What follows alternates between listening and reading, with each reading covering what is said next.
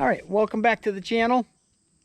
It's actually quite nice out today. Finally, we've been getting lots and lots of rain after a month and a half of no rain. So as you can see, I've cleaned out all the mess. All the big log pile turned into boards and 2x4s, and there's actually a big chunk the kiln is filled with wood as well. And all of the stumps went down, except for that giant one, went down into the stump pile down in the woods. And this is all the tops and all the debris. And I think this fall, when the manure pile disappears and the sand pile is going to disappear, I'm going to pull this pile forward a little bit to get it away from the woods. But for now, it will do, because I can drive around it. Well, I will be able to drive around it when I get cleaned up over here. I just wanted to pile it somewhere where I could drive the tractor around it. And I put most of this pile of slabs, which is dry, underneath. And those are on top of a bunch of dry, curved logs that were for no good. So hopefully we'll get some airflow under the pile, and all that dry slabs will catch on fire and all of this green stuff will burn up. But that's not going to happen until we get some snow on the ground, because I'm in no hurry, and safety first. All right, excavator is working really good. I got to add fuel. That 60-gallon tank's going to cost me a bit to fill up, but no complaints, it's not leaking. Anyway, what's really going on is this is the location for the new sawmill shed, and I'm thrilled to be able to have a space that's dedicated for the sawmill. I won't have to move it every half an hour, you know, and it'll be undercover. So I was able, it's pretty flat in here. It does slope down a little bit. All of these rocks are going to get moved out of here. And what this location allows me is at least 20 feet plus all the way around the building, so that I can move slabs and lumber. So what happens here is the building's 14 by 34, and between this stake and that stake is where the log deck will be. So I'll be able to load logs here. They'll roll into the mill. This will be on a concrete floor. Mill will be on a concrete floor. They'll get sawed up, and then out this side, which is going to be a free span, is going to be I'll stack the sawn boards and all the slabs, and I'll be able to pick them up with the forks and move them around the building. So this span from that stake to that stake,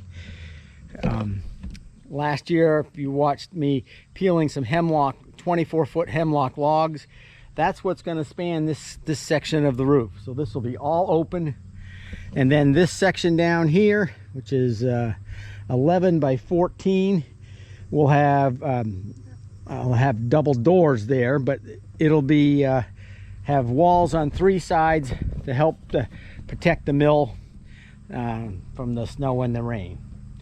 And that's my plan. So we've got the remnants of some hurricane coming up the coast, so I am not going to start digging anything, but the next step is take out all the topsoil, and then these 6 stakes will be dug down, a footing, and then a 10 by 10 post that's going to stick up about 1.5 feet above the finished concrete floor, and the building will be set on top of that. So there's your update. Kind of on hold. I think I'm gonna work on the garage till the hurricane goes by. All right, thanks for watching. Stick around, there's a lot more coming. All right, day after the tropical storm, which wasn't much of a storm. And you saw me I laid out these stakes for the sawmill shed, and I thought I actually need to put the sawmill in here.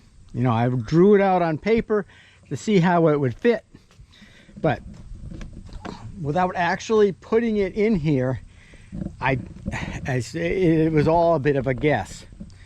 So you can see it. Actually, the roof is going to hang over three more feet. That'll actually cover the end of this sawmill here. And what I was most concerned about was the distance from this post to that post, that it was big enough so that I could run, I could load 20 footers into the mill, which I will be able to do. But this mark here is where the head saw goes back. That's as far as it goes back. So any logs that get loaded on have to be no further than this black mark. Actually, it's easy better if they're a little bit this way. But so that black mark is actually inside of these two posts. So if I'm going to saw really long logs, I'm going to have to actually load them and then move them forward. But I don't do that very often, so that's not a really big deal.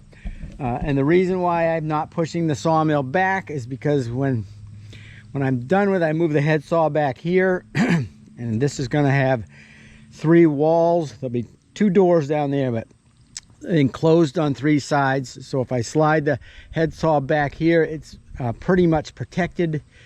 And I'm even thinking of maybe having a tarp come down to keep the birds from nesting in that part of the sawmill shed.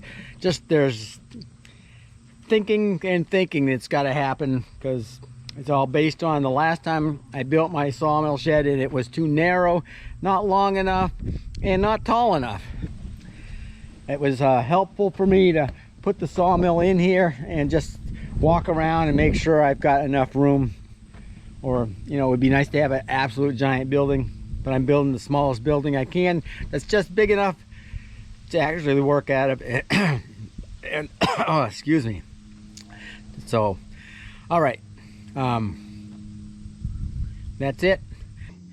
This morning the plan is to dig out all of the topsoil out of this area, which is not that much. Put 1/3 of it up here and 2/3 down the hill, and get all the rocks we can out. And then I set up some batter boards here and strings, so that when I set up here, I can dig this hole and reestablish this one. And hopefully after I get I'll get this one dug, that one dug, and the far one dug, and then I'll set up another batter board down there. The object okay, this is my plan. The plan is to do the 3 piers on the long leg of the rectangle. And then once those are done, then I will establish those over there, because that just seems like the logical way to do it.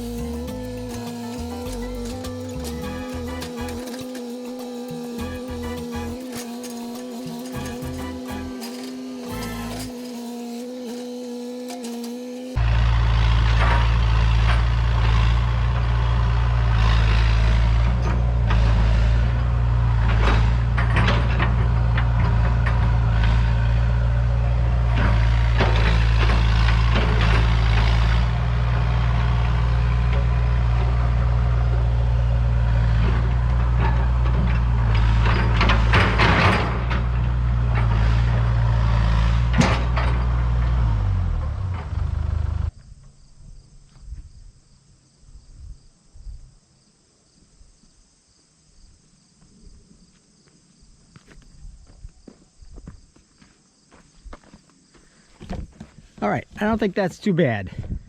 Got rock separated out.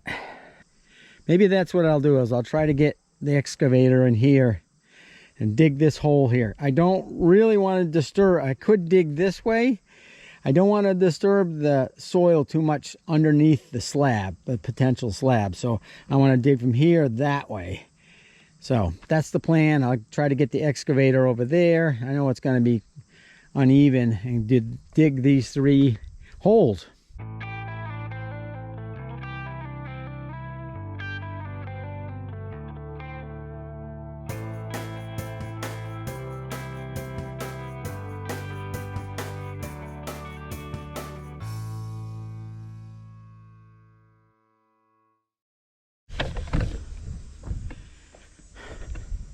All right, believe it or not, I think that is ledge.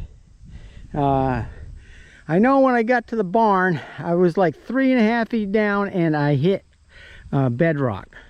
So it doesn't surprise me that these are not that deep, which is, can't complain about that. I'm gonna pour a small pad just to, I'll clean that off, pour a small pad that is level, and build off of that.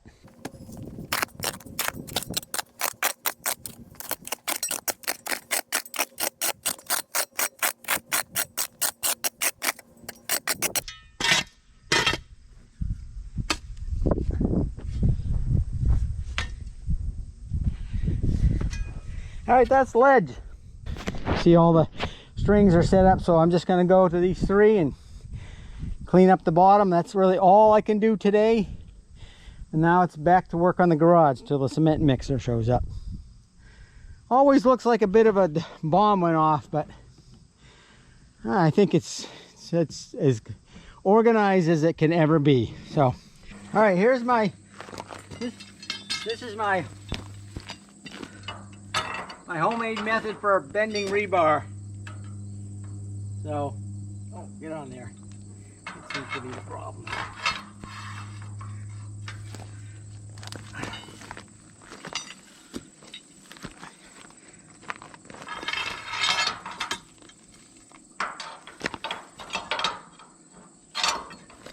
I actually bent a little too far. I wonder if I can bend it back. I can put it on the anvil if I have to.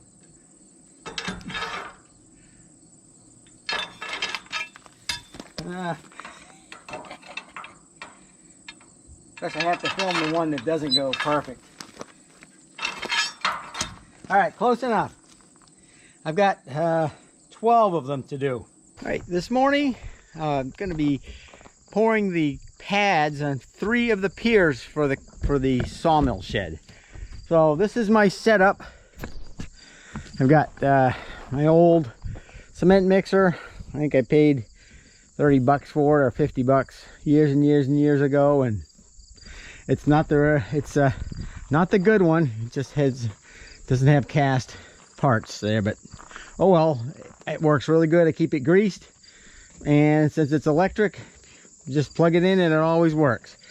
And so I'm not using aggregate and sand. I'm using this crushed gravel, which has a mixture of it, and I've used it in the past. It's great. I don't have to mix from 2 different piles. And I've got my Portland cement here, so, and the water, and maybe we'll just put it on time lapse and we'll mix up a couple batches and throw them in the hole.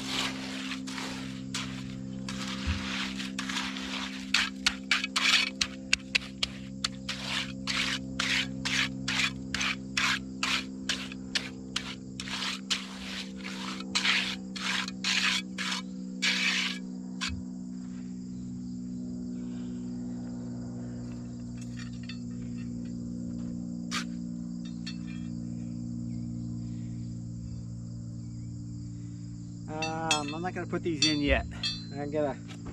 We gotta go get a plumb bob.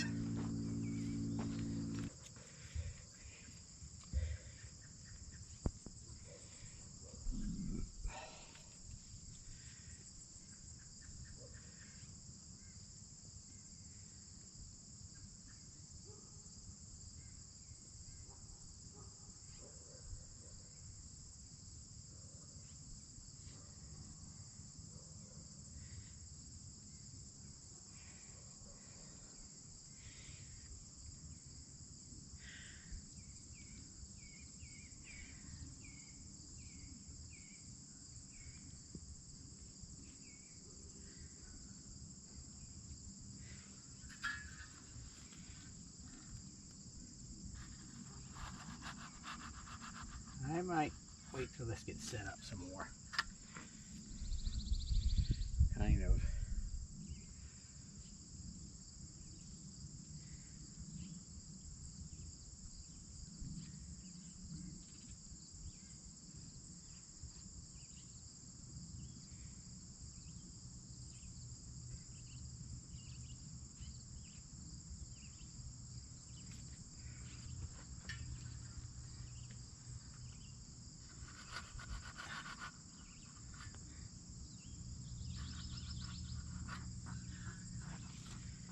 All right, that's the outside corners of the post.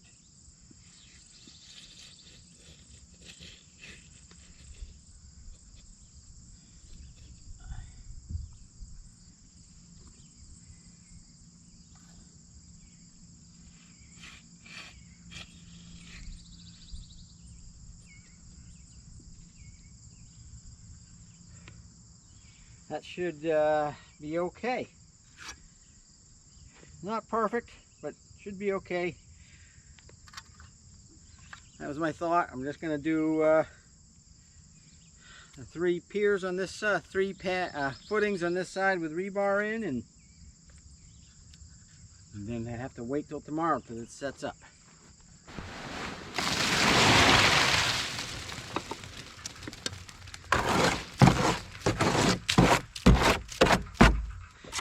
One more load.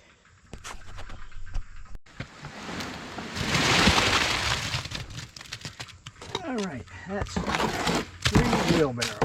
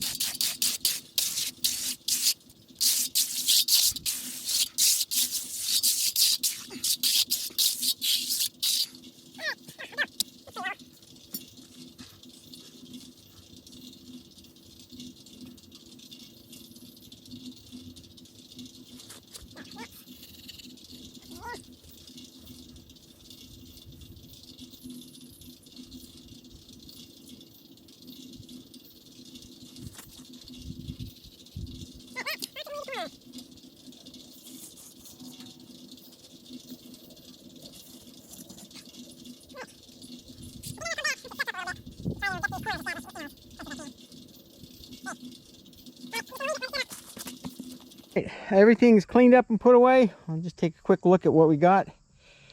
I think that's going to be perfectly fine. Once I'm going to get more rebar that'll extend up through the pier, and there's a 10 by 10 concrete pier sitting on top of that. So we got all 3 of them done. This is the middle one and that one down there, and I think I'm going to go and check it again with a plumb bob and try to make marks on there. to help me set the concrete, the formwork for the piers, because I won't be able to have the strings because they represent the inside of the form, so they're going to have to disappear. So I'm actually going to do this one, pour this one, backfill this one, you know, the next day, pull the forms, backfill it, do the end one, and then I can set up a string line to get this one in the perfect location. And I'll be able to put a board between that one and this formwork to get it exact dimension.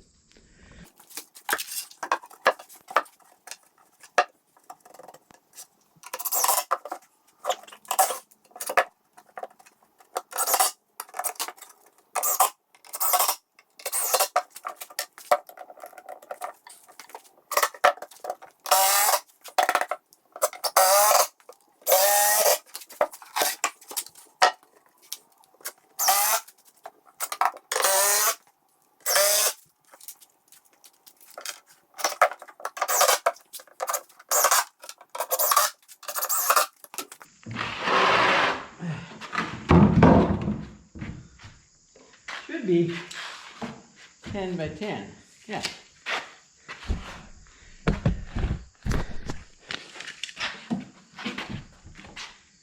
Well, it's close. It's 10 1/4.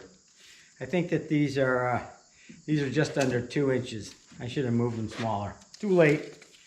I am going to try to clean up this edge. I don't know why it's not square.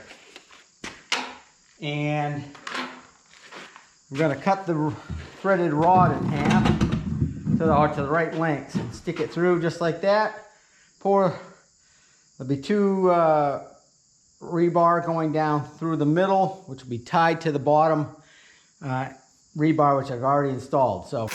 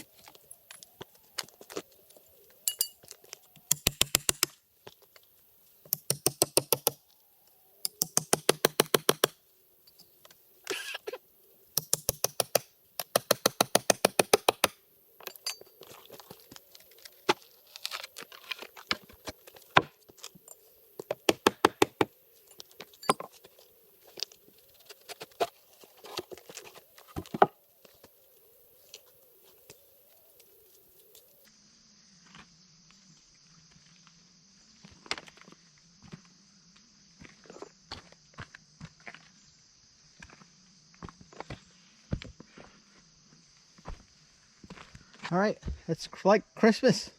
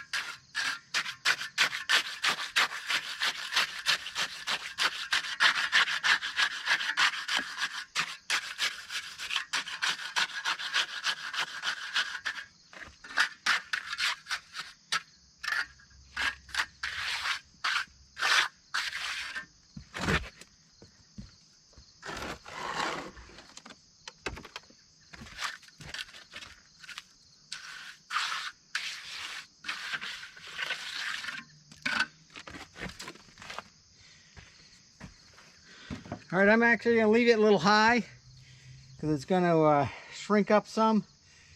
In about an hour, I'll come back and trim it off to the right height, because otherwise it ends up shrinking below the top, and I want it to be flush with the top of the formwork. So that is pier number 3. All right, it's been 24 hours since I poured pier number 3, and I'm going to take all the form boards off, and we'll really see if it's going to line up with everything, and if it's all going to be the same height, because I'm going to site it, and that's going to tell me what's going on. So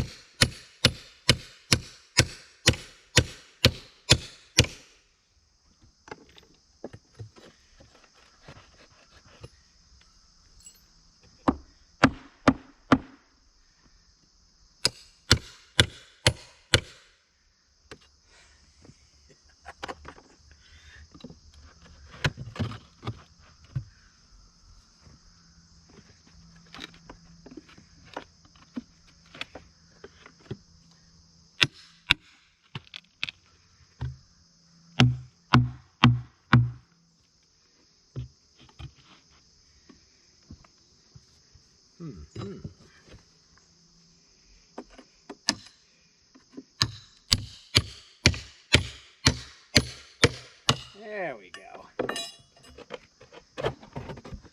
There's one. That looks good. This side will then come off.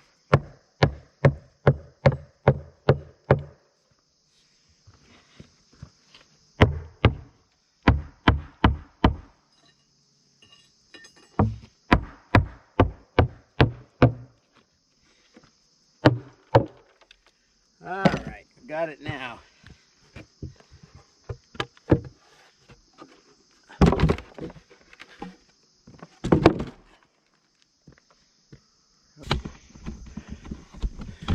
All right, hopefully you can see this. That is pretty close to being in line and at the right height, so it's a score. They're all in line and they're all at the same height. So now we got these 3 in place.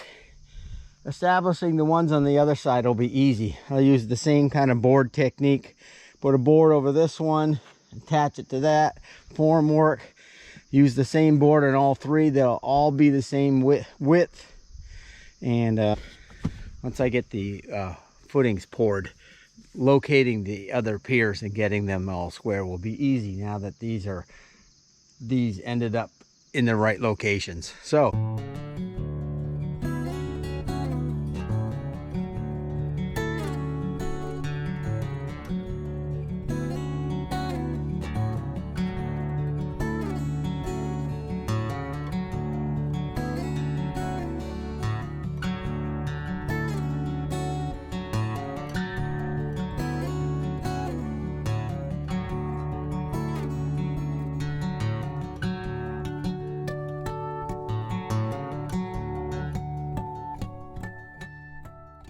right, I set up batter boards and strings. and I cleaned out right down to the bedrock in each hole. And now I'm going to put 3 wheelbarrows of concrete in each hole, and I'll use the plumb bob like I did the first on those over there to locate the edges of the concrete piers. Once I know that, then I can put the rebar in the right location.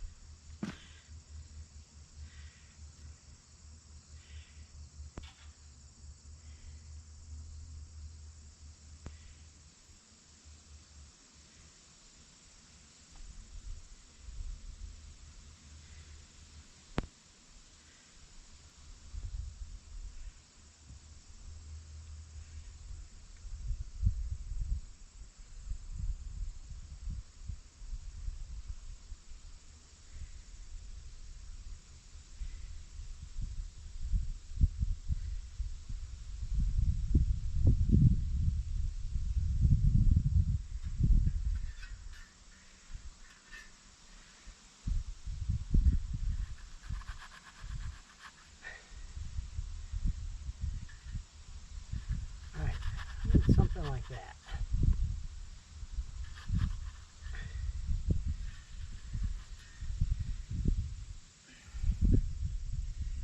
Now, I can put these in.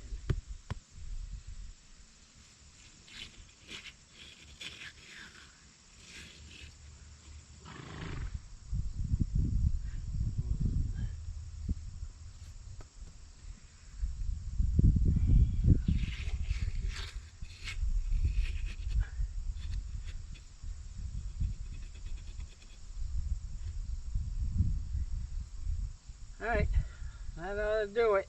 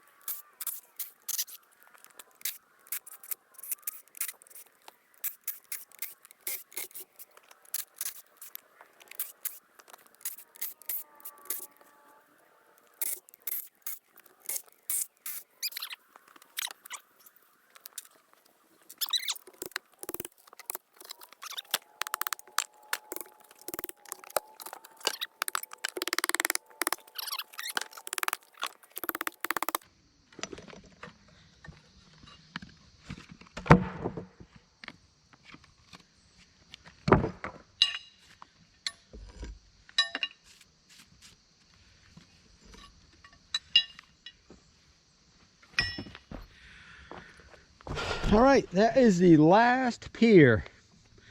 And I think that one came out the nicest. And that form worked great. Now it goes to the burn pile. And you see, yesterday I couldn't wait.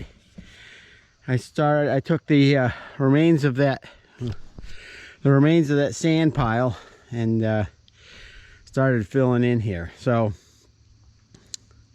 I think I'll go have breakfast, and might take the tractor and start filling around here. This is got to be really careful around this one because it's green. So all right, yesterday I checked the diagonals in here and they were perfect. And now that that is in place, I checked the diagonals on everything and it's out. This is 34 foot 3/4 and that is 34 foot that way. So it's 3/8 of an inch out, but I think that actually that pier is that way about 1/2 an inch. I don't know how that happened. So I think that's the pier that's out a little bit. But other than that, I am thrilled. It should be the perfect foundation. It goes right down the bedrock, and with the through bolts, I mean the threaded rod, I should be able to anchor the building right down on here. No big dealio. So anyway, the sawmill shed foundation is done. Woohoo! And so a little bit of more dirt work, and then I'm going to actually put the sawmill in here and saw up the remaining parts for the sawmill. So that's the end of this video. It's a really beautiful day. I'm going to spend the rest of the day tedding and hopefully baling second cutting. So got a full day ahead of me. All right, stick around and more of the sawmill shed build is coming up.